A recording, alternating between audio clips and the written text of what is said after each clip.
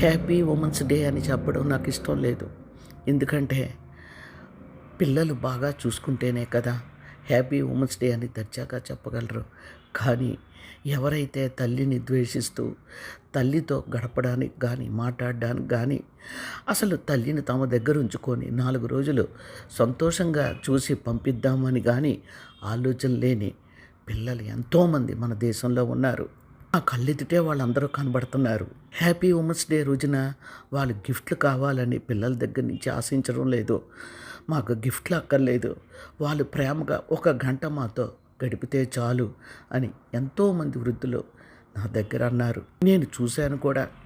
అటువంటి తల్లులకు పిల్లలు గిఫ్ట్లు ఇవ్వక్కర్లేదు.